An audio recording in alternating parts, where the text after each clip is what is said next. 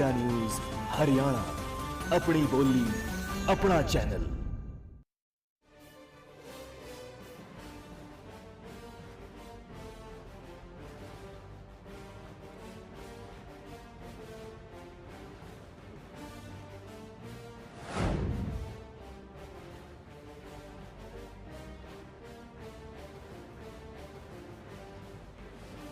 प्रदेश में चुनावों का शोर है और हर तरफ राजनीतिक दल और उनके नेता चुनाव प्रचार में जुटे हुए हैं।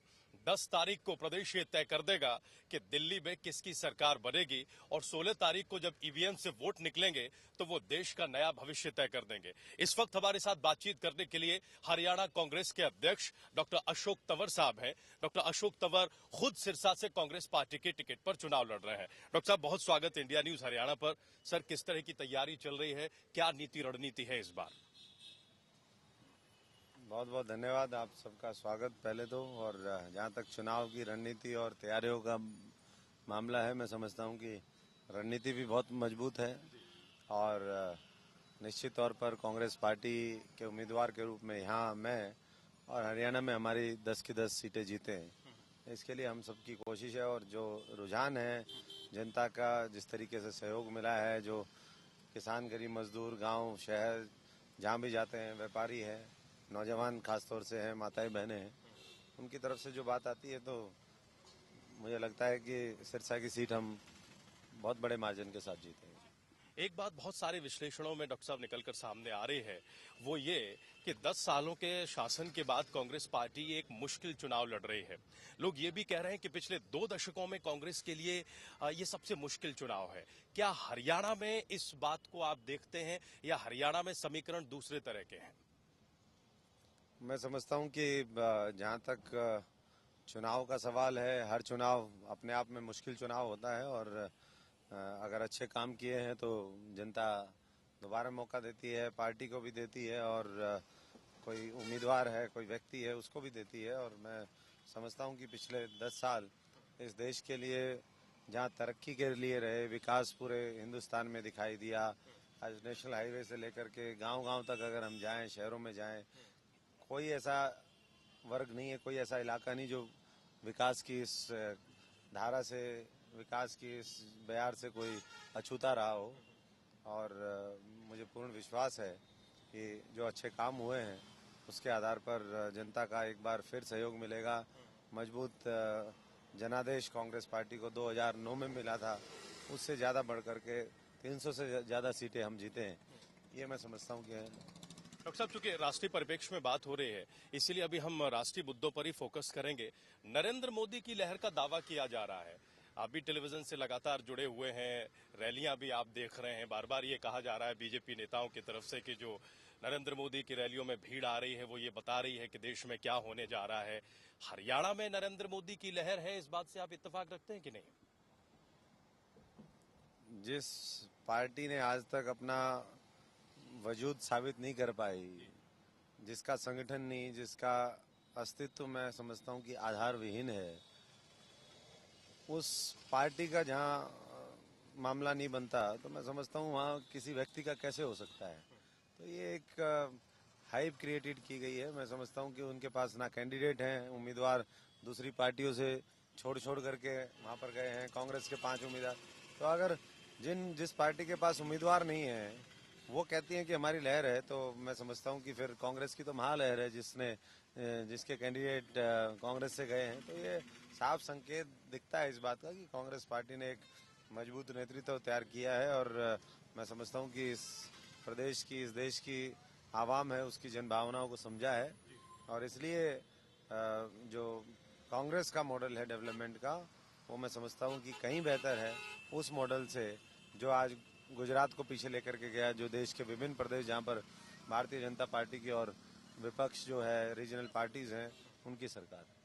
आपने डेवलपमेंट की चर्चा की, इस पर हम आपके संसदीय क्षेत्र में आपका कार्यकाल डेवलपमेंट को लेकर कैसा रहा इस पर बात करेंगे, लेकिन उससे पहले आपने बीजेपी की टिकट को लेकर बात कही। आपने कहा कि उधार के कैंडिडेट लेकर जो पार्टी चुनाव लड़ रही है वो अपने वजूद को लेकर दावे कैसे कर सकती है।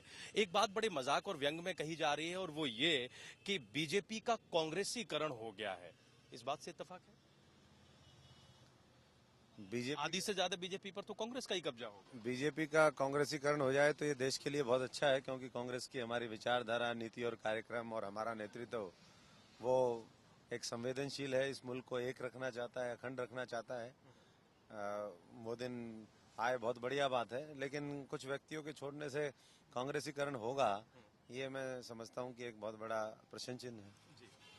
अशोक तंवर साहब, मुद्दे कौन से हैं इस चुनाव में? क्या ये चुनाव बेसिकली राष्ट्रीय मुद्दों पर लड़ा जा रहा है? क्या इस बार चर्चा महंगाई, भ्रष्टाचार, भेदभाव की ज्यादा है?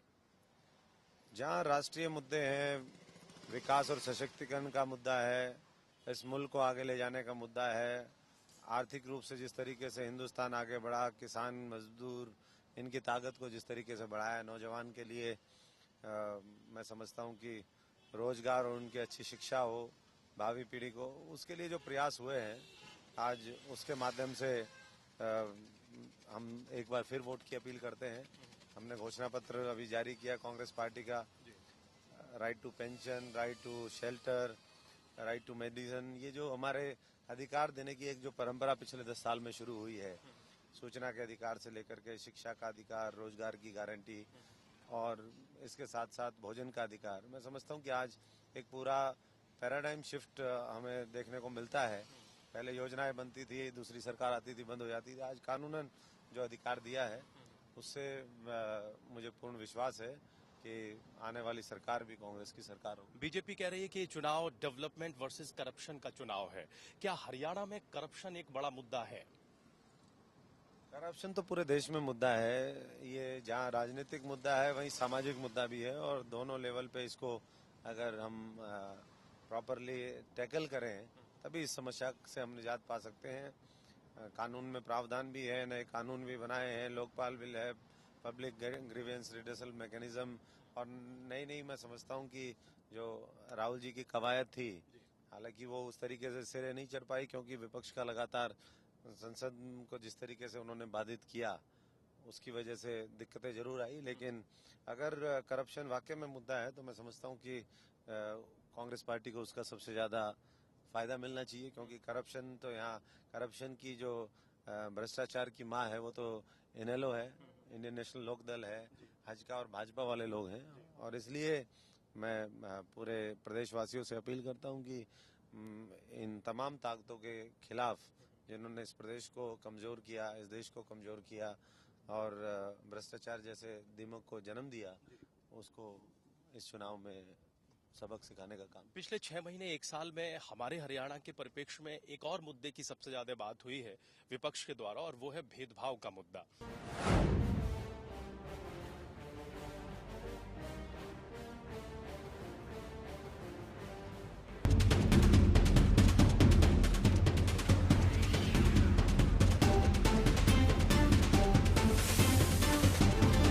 इंडिया न्यूज हरियाणा, अपनी बोली अपना चैनल।